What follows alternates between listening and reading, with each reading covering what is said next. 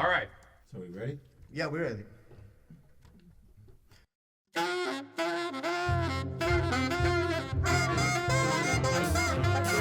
When I first heard some of this music, my first reaction was like, what?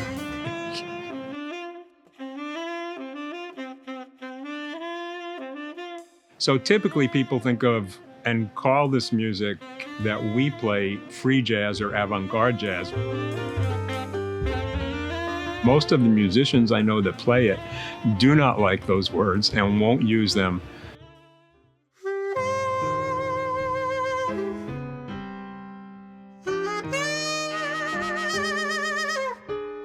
It comes out of a jazz tradition and the blues tradition for me, but someone else who plays the music might come out of a folk tradition or a classical tradition, and they'll put that in there.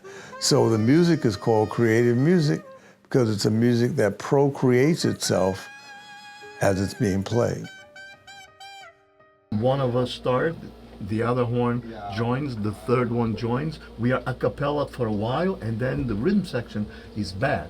The free part is not exactly true in that what we're doing is not without constraint. It is directed and intentional and not a free-for-all, you know. Well, I can pull an old rabbit out the hat. Yeah? All right, then. You want to play by yourself for a second, or should we come in with you, or what do you think? We'll come in together, and I'll creep up on it. Either you hear it or you won't. Yep. But I think you will. All right. Okay. Okay. We're ready.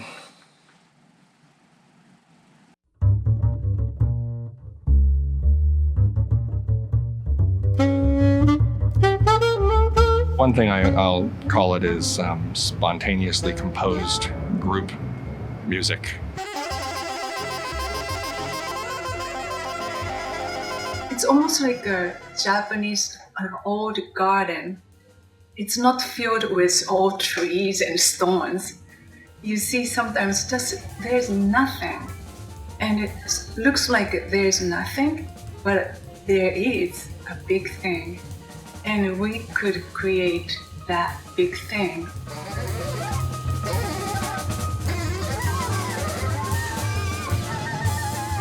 If you listen to birds, you listen to the way raindrops come down, you go into nature and you find out that the structure or deconstruction or setup of this music is very close to the way nature is set up.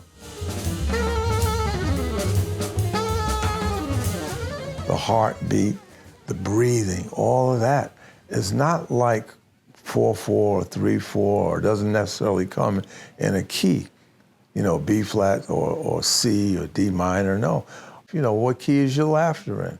What key is your anger in? So all of these things, that's all in the music.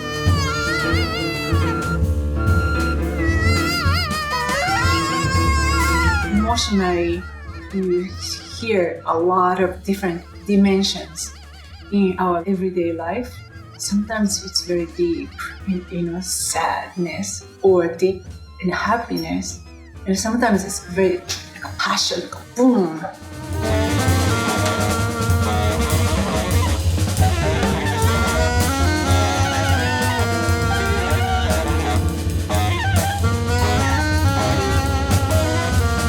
To me, it's music at kind of the deepest level because it really gets at just kind of music in some pure sense. Whatever we're doing is probably an acquired taste. You know, part of the whole idea of freedom is sometimes it's raucous. I don't think the way to approach this music for the first time is with your head at all, except to the extent that that's where your ears are mounted. You just have to kind of let go and let it wash over you. Don't have saying, well, I don't understand it. You don't have to understand it. Do you really understand the rain? Do you really understand thunder? Do you understand sunshine?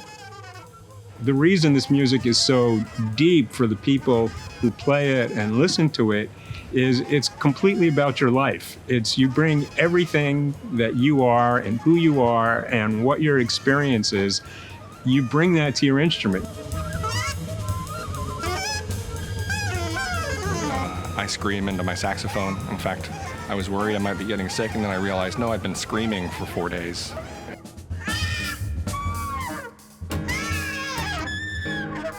When I play, I'm in that moment.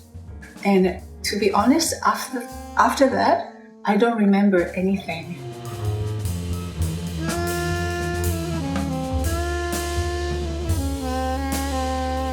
Since there isn't necessarily a beat, there isn't necessarily a key center, you can't predict how someone is going to hear the thing you play.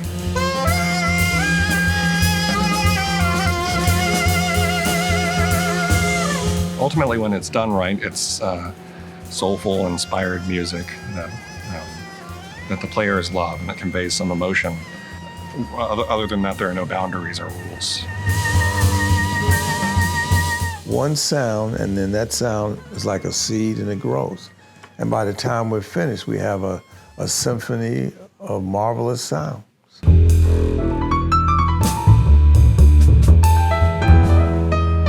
It's just this magical experience that changes your molecular structure. I mean, it operates on some deep level on who we are. And so, right, and I'm still answering the question, what kind of music? Well, this is what happens when somebody asks me, what kind of music is this? It's music.